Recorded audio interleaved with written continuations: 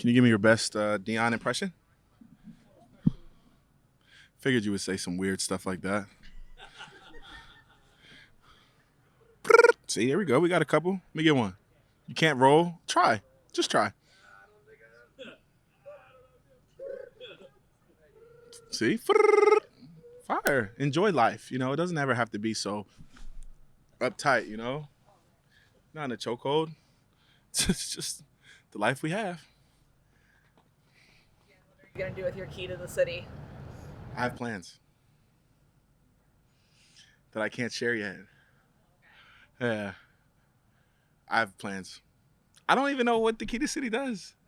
Like to tell you the truth, but I do have a plan that I'm going to do something uh, to make people laugh. Just know that I will post a video that I have in mind that hopefully will bring just a little bit of humor to what the key to the city could potentially do. How did you find out about this? Like, what was your reaction? I was shocked. I was shocked. Like, I know that I'm a part of the community, but stuff like this doesn't happen. So I don't know. I like you don't ever hear about it, or one of the last guys. Like, you don't ever really hear about. Like, oh yeah, like he's one of. No, you don't hear about it. So I don't know. I really don't. No, I don't know how. I just don't. I'm just thankful. I'm thankful. Tony and the mayor. It's just cool. It's just cool stuff. I'm thankful to be a Bill. I don't think this will happen to any other team, for real. When did you feel like Buffalo became home? I happily decline. Right? Respectfully decline, right? 100%, huh? You can do that to me. I can't do it to you, huh? Nah, go ahead. What's your question? When did Buffalo become home? Shoot, since day one, right? The home was present day one, but I think over the course, truly, after I got my first contract here, I was like, this is forever. That's when I felt it. I was like, this is forever. I'm going to be here. I'm going to grow a family. I'm going to be a part of this forever. So early in my career. I'm in year 9 now, so that's, 6 years ago. I made that up in my mind. But ever since I've stepped foot here, and I always speak on with being a lineman. Like, I'm a lineman, right? I'm not a receiver. I'm not a running back. I'm not a quarterback. I'm not one of the skinnies. I am an offensive lineman. I've been told when I first was getting drafted, offensive linemen are impossible to market. Offensive linemen, they just don't do that. Offensive linemen, that's not your lane. Offensive linemen, no. Brands and people, now leave that for the skinny guys. No, that's for the quarterbacks. Let's stay here. And I was like, what? So I've always been against that grain. And Buffalo has embraced me since day one. They have never treated me just as, oh, that's just a lineman. No, they've treated me like the rest. And they have not put a title on it, and they've just treated us, as I'm talking for everybody, but they treated us all as one, right? Like, they treat me the same as they would treat Cook, and they would treat me the same as they would treat Josh. And I'm thankful for that, for real. Everybody has a different path, and you can't predict the future. But how much does it mean to you that you have played for one team, and it's this team? It means everything, right? Like, there's like a little slang that kind of gets thrown around when players get passed around. Like, I'm thankful that I could be in one place. I hear about some of the horrors of what goes on, like when you get traded and when you have to pick up your whole house and your family and relocate. And I've never had to do that, knock on wood. Like, I'm thankful that I've never had to pick up my life and move somewhere else in a day, 2 days, be here tomorrow, come to Vegas, come to Alaska. Like, who knows? Like, people that I'm thankful and I'm blessed, but I take that with the biggest respect, because a lot of people don't have the opportunity to say that they've been in one place their whole career. And I'm far from done. I'm in year 9, still playing some of the best ball that I've put on film and have done yet. So I'm just thankful to be here. It's cold, it's sunny. I can spin tires and drive my drift cars and have a good time. What does this week look like for you as a leader on this team of getting players to rebound after last Sunday and get ready for the next week? Like, you talk about it's a week-to-week league, but what does it actually look like in the locker room and at practice and stuff like that? It's just refocus. Everybody's just on their refocus point. Everybody's in meetings 10 minutes earlier. Everybody's just doing all the things that we've done from a month and a half ago when it was camp, right? Like when everybody was on their, I want to be the best. I want to be the guy. I want to be that. Everybody is at that mentality right now. And for myself, it's just do what I do best, right? Just be myself, right? Stick to my own routine, master my routine, and every player in that locker room has their own individual routine.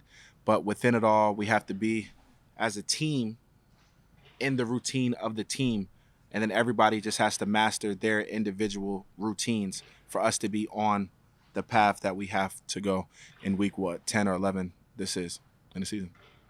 The balance of, obviously last week went the way it did, so you're like, we need to change some things to get a win, but also we need to stay in our routine. How do you balance those two?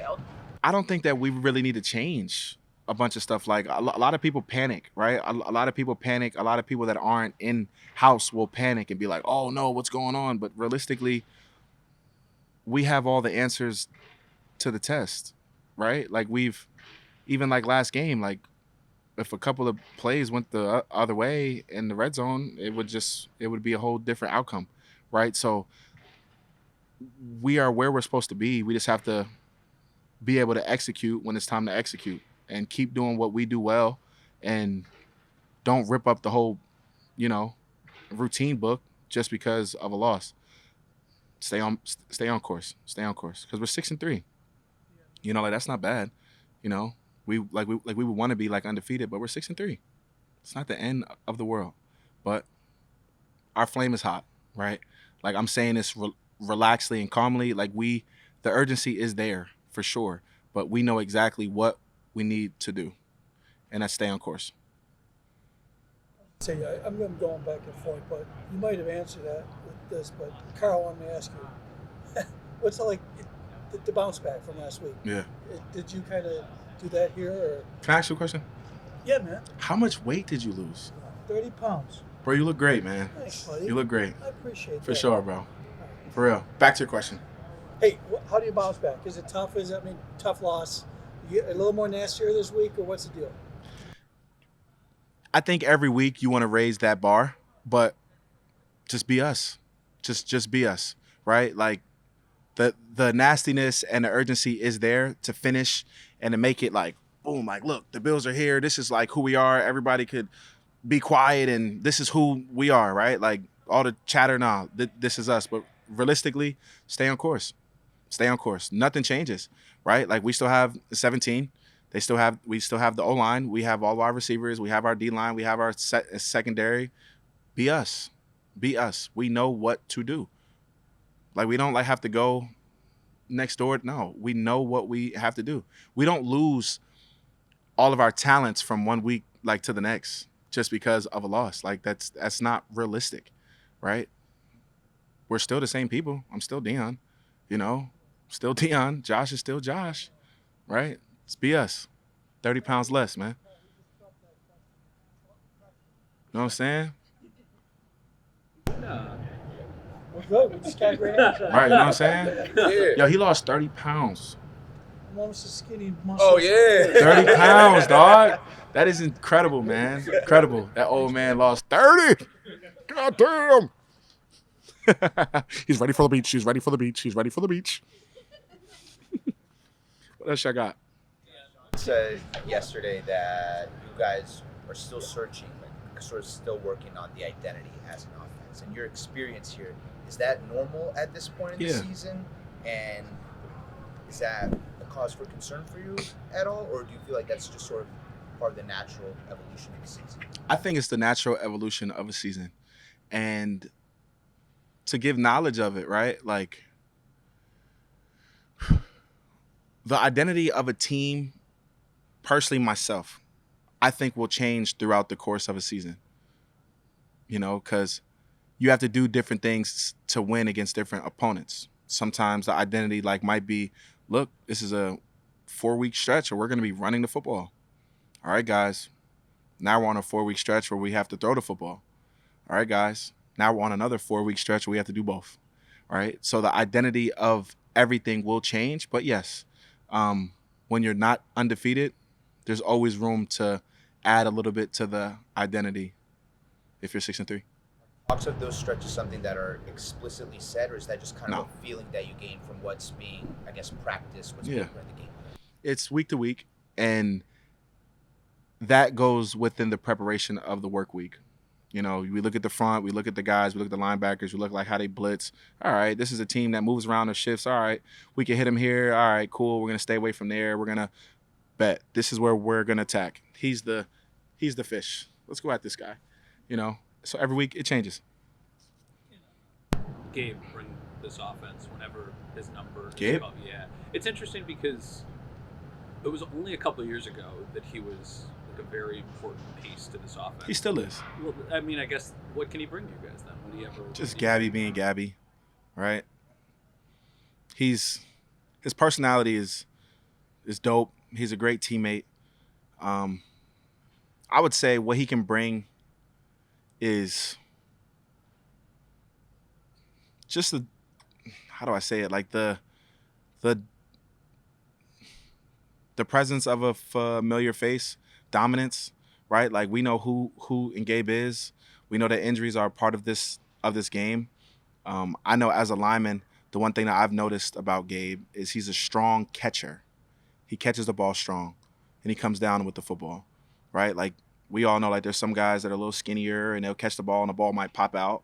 Gabe is one of the, stronger receivers that he catches the ball, he's going to come down with it. So I would say just a little bit of a familiar, comfortable feeling when he gets his shot.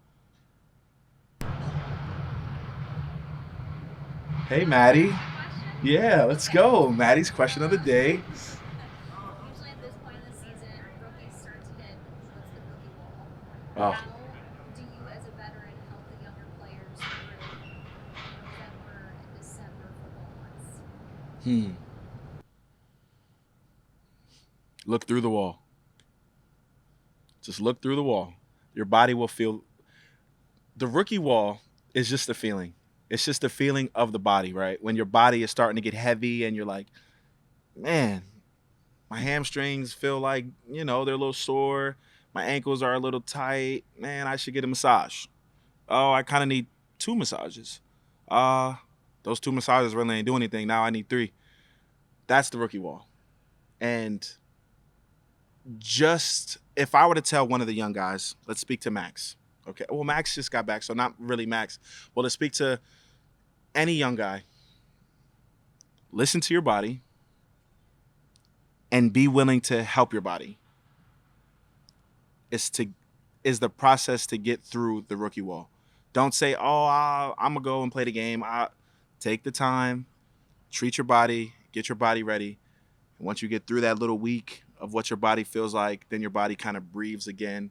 Then you slide right through, if that makes sense. I hope it does.